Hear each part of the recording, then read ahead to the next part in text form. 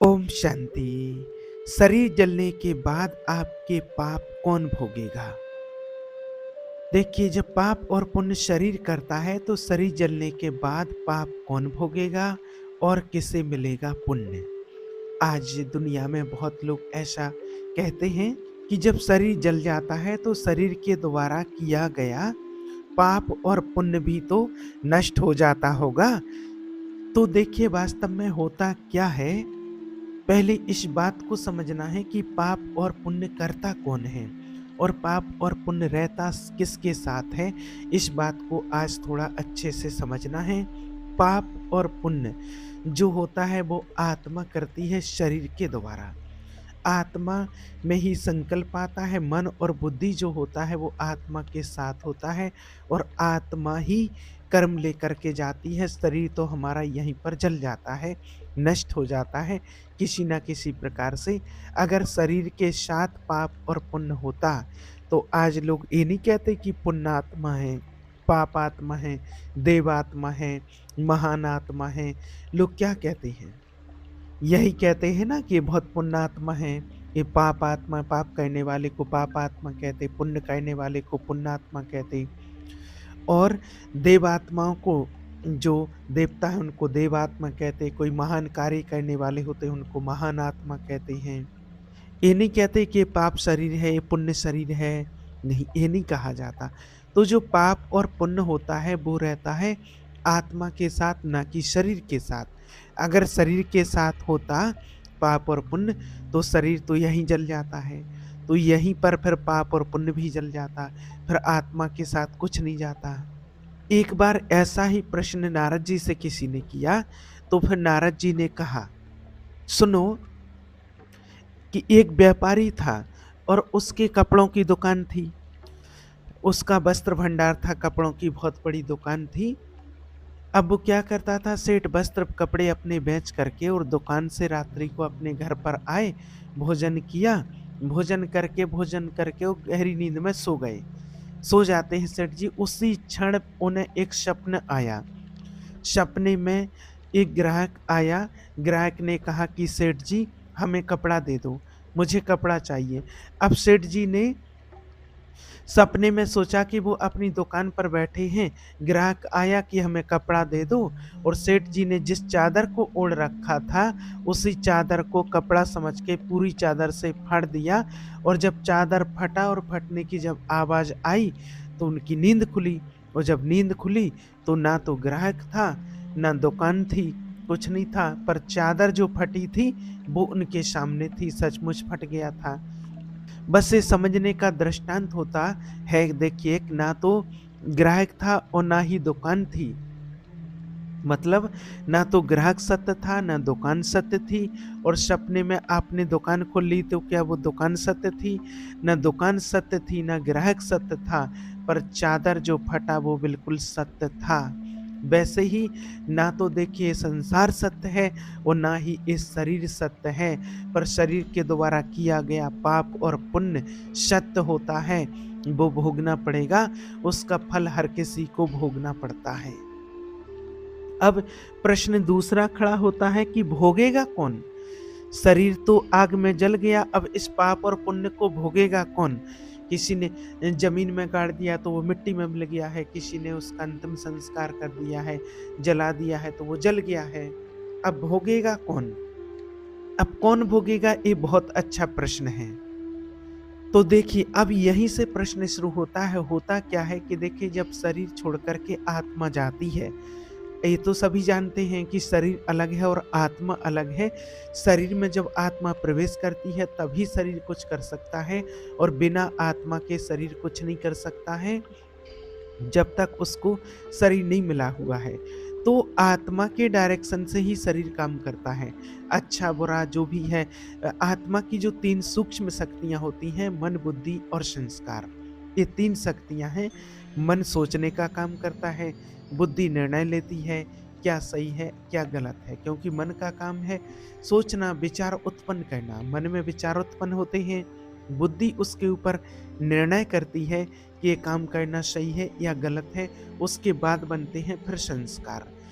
तो जैसा व्यक्ति कर्म करेगा वैसे उसके संस्कार बनते चले जाते हैं। तब ये तीनों चीज़ें हमेशा आत्मा के साथ में रहती हैं। अब जैसा आत्मा कर्म करवाएगी शरीर के द्वारा, वैसा उसका कर्म बनेगा, पुण्य कर्म, पाप कर्म। अब वो कर्म लेकर के आत्मा साथ चलती है। यहाँ आत्मा ने कर्म किया, वो कर्म आत्मा के साथ में है। अब अगली जगह जो शरीर दूसरा मिलेगा तो उसके द्वारा भी इस आत्मा को कष्ट भोगना पड़ता है। कभी कभी तो इस जन्म में किया तो इस जन्म का इसी जन्म में मिल जाता है। लेकिन अगर जो कर्म कुछ ऐसे होते हैं कि जिनका फल आत्मा को यहाँ नहीं मिला है, तो उन कर्मों का फल आत्मा को फिर अगला जो जन्म मिलेगा उस जन्म में उस शरीर के द्वारा वो कष्ट भोगना पड़ता है। क्योंकि जो कष्ट होता है, दुख और सुख की फीलिंग आती है, वो भी आत्मा को ही आती है। क्योंकि आत्मा ने ही कर्म किया है तो आत्मा को ही इसकी फीलिंग आती है और आत्मा को ही उसका कष्ट भोगना पड़ता है। देखिए, जब शरीर आत्मा से अलग हो जाता है तो शरीर को जला दो, काट दो, गाड़ दो, कुछ भी कर दो, उसको कुछ नहीं होता है। सुख और दुख की जो फीलिंग आती है वो आत्मा को होती है। इस बात को आप समझना अच्छे से। इसलिए आत्मा ही पाप और पुण्य कराती है और आत्मा ही को ही सुख और दुख भोगना पड़ता है। उसको ही फीलिंग आती है सुख और दुख की। जब आत्मा शरीर में होती है तो अगर शरीर को जरा सी चोट लग जाए, जरा सा आप आगी को पकड़ लो, आप गरम कोई चीज़ को पकड़ लो, छू लो जरा सा तो जल जाता है, दर्द होता है, तुरंत महसूस होता मुझे दर्द हुआ। और वैसे जब आत्मा निकल जाती है तो पूरे शरीर को जला दिया जाता है, तो कुछ भी नहीं होता है फिर शरीर को, उसको पता ही नहीं चलता है। तो जो सुख दुख की फीलिंग है वो आत्मा में आती है। आत्मा ही कर्म कराती है, इसलिए आत्मा ही कर्म लेकर के जाती है और फिर आत्मा को ही पुण्य और पाप का फल भोगना पड़ता है, ना कि शरीर को। क्योंकि शरीर को दुख और सुख की भासना नहीं आती है, आत्मा को आती है। वो भी जब शरीर के अंदर होती है तब आत्मा को सुख दुख की फीलिंग आती है। और वो आत्मा सुख और दुख भोगती तभी है जब वो किसी शरीर में होती है। अगर उसको शरीर नहीं मिला है तो वो सुख और दुख की फीलिंग नहीं कर सकती है, ना उसको एहसास होता है। इसलिए इस बात को भी आपको अच्छे से समझना है। अब दूसरी चीज, आत्मा ही सत्य होती है। शरीर तो हमारा सत्य होता है, शरीर का कोई भरोसा नहीं है कि कब छूट जाए, कब उसकी मृत्यु हो जाए, क्या हो जाए। आत्मा ही सत्य होती है, आत्मा ही शाश्वत होती है और उसी को भूल जाते हैं। उसी के ऊपर पाप और पुण्य का हिसाब किताब रहता है। कौन सी पुण्यात्मा है, कौन सी पाप आत्मा है, ये सब आत्मा के कर्मों के हिसाब से ही होता है और आत्मा ही वो कर्म लेकर के जाती है।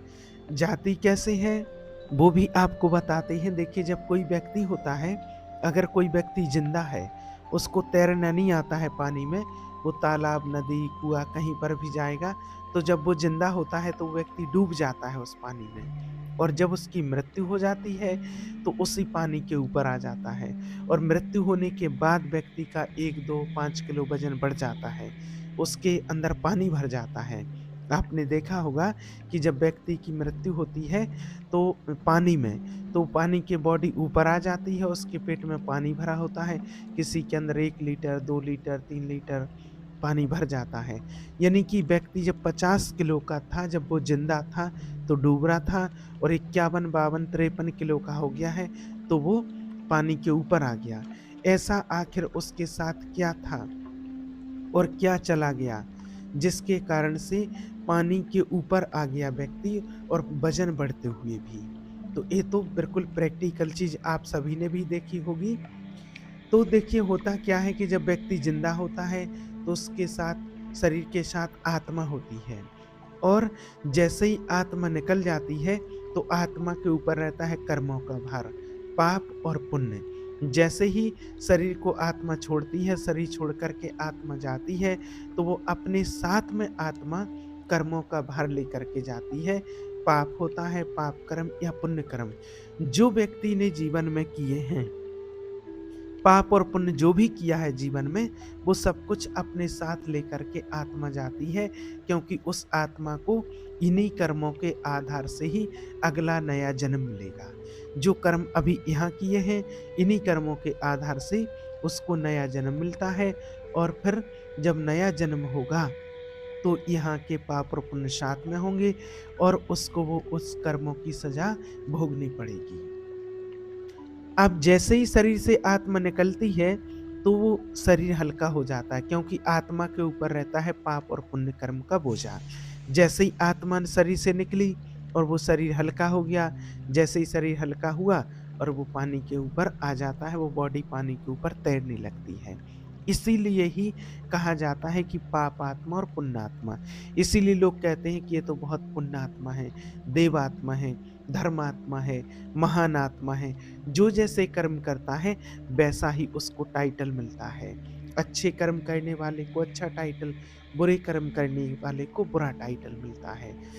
तो इसलिए जो सुख और दुख की फीलिंग आती है वो आत्मा में आती है।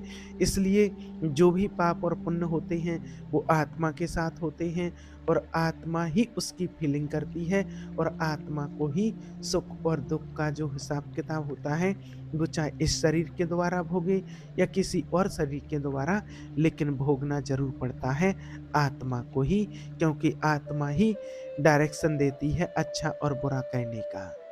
अब लोग यहाँ कहते हैं कि आत्मा क्यों ऐसे कर्म करवाती है, कि हम ऐसे कर्म क्यों करने लगते हैं। तो होता क्या है कि देखिए, व्यक्ति जब उल्टा सीधा खान पान करता है, उल्टी सीधी रास्तों पर चलने लगता है, तो उसकी बुद्धि नष्ट होने लगती है, बुद्धि क्षीण हो जाती है, कम होने लगती है। तो फिर वो और उल्टे ही उल्टे काम करने लगता है, क्योंकि उसकी बुद्धि काम नहीं करती है।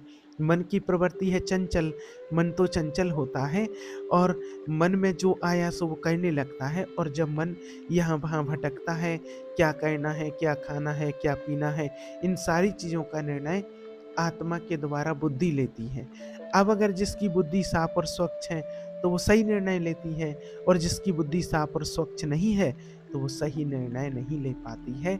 इसलिए फिर उसको कष्ट भोगना पड़ता है, क्योंकि बुद्धि जैसा निर्णय देती है वैसा ही शरीर के द्वारा आत्मा कार्य कराती है, और फिर उसका वैसा ही हिसाब किताब बनता है, अच्छा और बुरा। फिर उसका फल उसको वैसा ही भोगना पड़ता है जैसा उसने कर्म किया है। इसलिए हमेशा अच्छा कर्म कीजिए, शरीर के साथ कुछ नहीं जाता है। सब कुछ हमने यहाँ से लिया है और यहीं छोड़ कर के शरीर चला जाता है। बस जो कर्म होते हैं अच्छे और बुरे, वो ही आत्मा लेकर के जाती है, और उन्हीं कर्मों के आधार पर ही उसको फिर अगला जन्म मिलता है।